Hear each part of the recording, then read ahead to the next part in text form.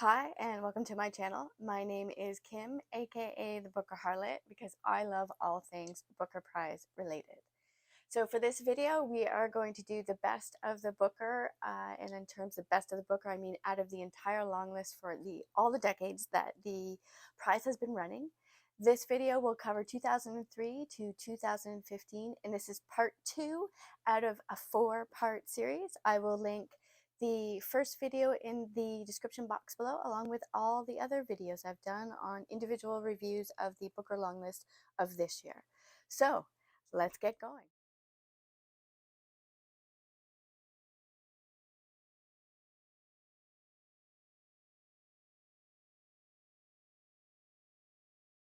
The first book on this list is Brick Lane by Monica Ali.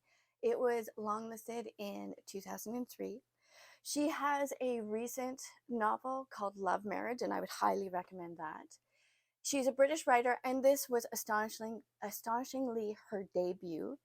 This is about a young woman by the name of Nazine who is in an arranged marriage. She leaves a very small village in Bangladesh for central London, so you can imagine the struggles that she's going to have. This is about her adjusting and adapting to her new environment, including a husband who is a lot older than her, a new culture, and eventually to 2 daughters. This is told in 21 chapters. It is in the third person. This is absolutely a rewarding novel. It is sharply witted, and it has a maturity to it that is unbelievable for a first novel. The characters are complex, and you won't be able to put it down. So the second book out of this list is from 2004, and it is Cloud Atlas by David Mitchell. Now, whatever you do, don't watch the movie. It is terrible. So this is, full disclosure, one of my favorite authors, and this might be one of the favorite books for me that he has ever written. There is a little bit of everything in this book. There is sci-fi, there is a political thriller, it's historical fiction, there's adventure. It's told in many parts over a vast period of time, and the stories are all interconnected.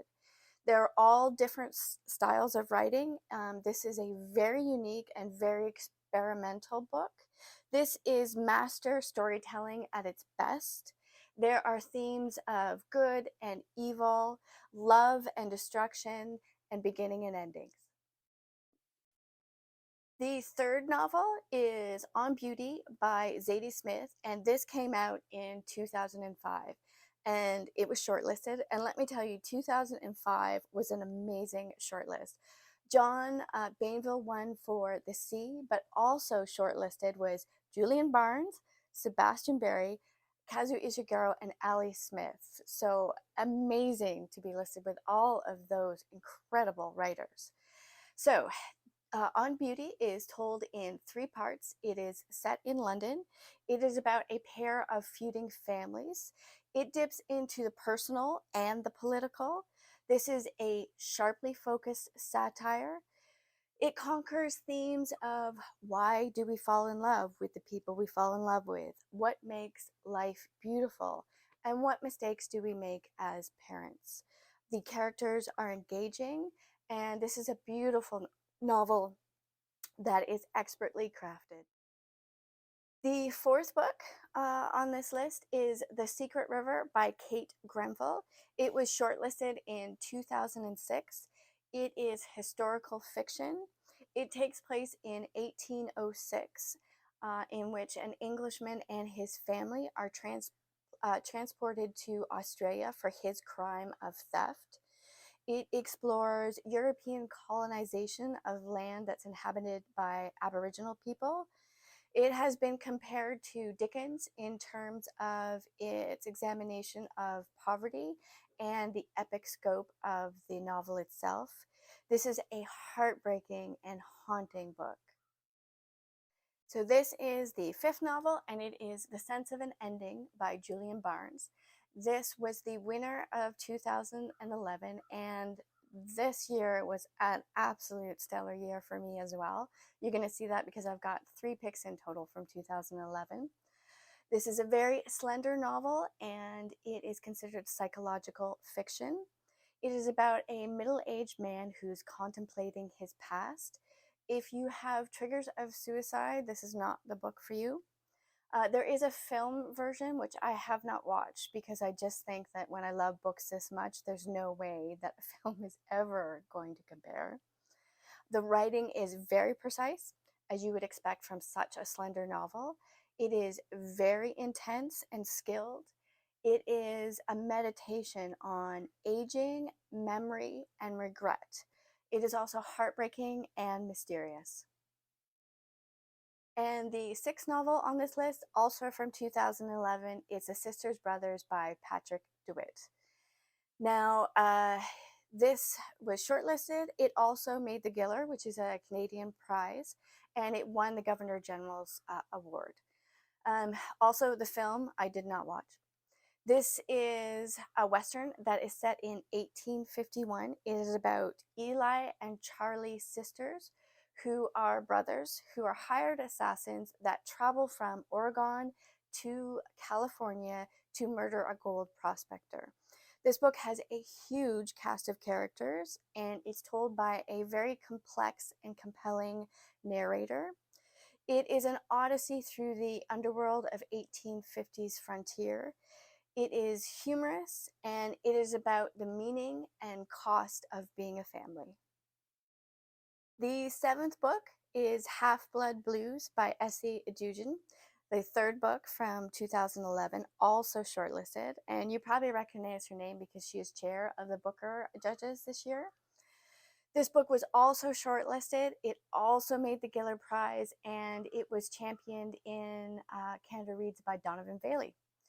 Now, Essie Adugin has also said that making the shortlist of the Booker changed her life as a writer because she was considering giving up writing at that point, and that compelled her to keep going, and thank goodness she did.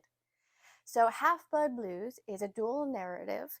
It is about Sid, who is a jazz musician, and Hierro, who is a bandmate. This is set in 1939 Berlin, as well as the 1940s in Paris. And as you can imagine, it is about racial hatred, jazz, love, and friendship. Now, the other narrative is set in 1992, and Sid travels back to Berlin to film a documentary. And it is about all of the memories that come to him during that period. This is an extremely lyrical prose that is beautifully written. It is heartbreaking and haunting. The eighth book on this list is Narcopolis by Jet Tile. It was shortlisted in 2012, and it is a debut novel. It is largely about opium and its effect. Now, sadly, the author drew on his own experiences, in which he said that he lost 20 years of his life to opium. It also took him 5 years to write, but he does say that it was a cathartic experience. This is about addiction. It's about God and glamour and power and money and sex, and it is extremely poetic and lovely. So the ninth book is We Need New Names by Novailet Bulawayo. It was shortlisted in 2013 and was also a debut novel. She is a writer from Zimbabwe, and this is a coming-of-age story. The main character is named Darling, and she is 10 years old, and she's navigating a world of chaos in Zimbabwe. Later on in the book, as a teenager, she immigrates to the US and joins an aunt.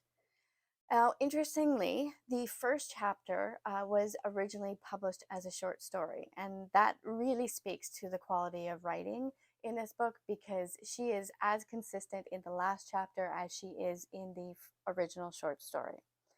This is about the immigration experience. It is about reinvention of the self and what makes a home. This is a very moving novel with a surprising plot twist. The 10th book on this list is A Tale for Time Being by Ruth Ozeki. It came out in 2013 and it was shortlisted. And let me tell you, 2013 was another great year for the Booker. This is also a Canadian author. and it is considered psychological fiction. There are two characters, well, two main characters. There is a 16-year-old girl in Japan who is writing a diary about her life, and a Japanese American writer who is living in BC who finds the diary washed up on shore. This is about alienation, adapting to a new environment, language, culture, and assimilation. If you have triggers of suicide, this one's not for you either. Now, Ruth Ozeki is a Buddhist, and that shines through, I think, in all of her writing that I've read. This is a very spiritual book, and it is about Zen and the meaning of life. The 11th book on this list is The Bone Clocks by David Mitchell. Now, this is the second book in this video that I have recommended by him. He is a favorite, and look at the stunning inside cover. So, this is told in 6 parts with 5 first-person narrators that are loosely connected by the character of Holly Sykes, who is gifted with psychic abilities. This is described as fantasy. This is a book that will take you down the rabbit hole and swallow you up. In terms of timeline, it goes from 1984 and finishes in 2043. And in true fashion, and what I love about David Mitchell so much is that he does bring characters from other novels into this book, which I adore. Slade House is considered a sort of sequel to The Bone Clocks. This is a novel that is epic in scope.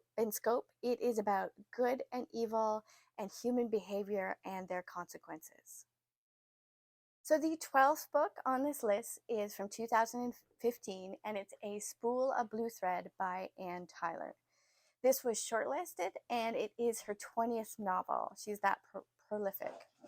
There are 3 generations of family, and it's told over 7 decades. It explores sibling relationships, spouses, parent-child connections, or the lack of. There are themes of craving parental love. There is a theme of a sense of belonging, forgiveness, family wrongdoing, and the comfort of home. This book centers around Abby, who is the mother of 4. She is a wife, and she is a daughter-in-law. It is set in Baltimore, and it is about the American dream and the dark side of that dream. There is the warm, minimalist prose that Anne Tyler is absolutely known for. The last book on this list is from 2015, and it's A Little Life by Hana Yanagahara. It was also shortlisted, and I love this author so much. I have specifically not read The People of the Trees, which is her first novel, because I never want to be at a point in my life where I don't have something by her that I haven't read. Now, this has been criticized for being trauma porn. It is about the evolution of 4 relationships that centers around Jude. It is about love, exploitation, and abuse. And this is a difficult read. It is about trauma, survival, and friendship. And even though it is a very thick book, I could not put it down. It is currently adapted as a play, and I would have to say that I am not interested in going to it, even though it's in London and that's an impossibility, just because I would want to be ugly crying in front of hundreds of people. And the main message of this book is about the miraculous improbability of life.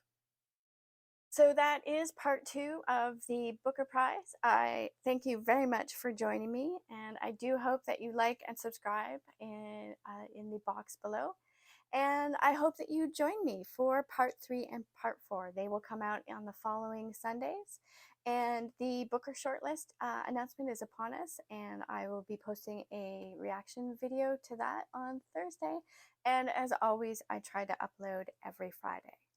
So thank you so much, and I hope to see you soon. And I will leave you with a little clip of the lake today. Bye.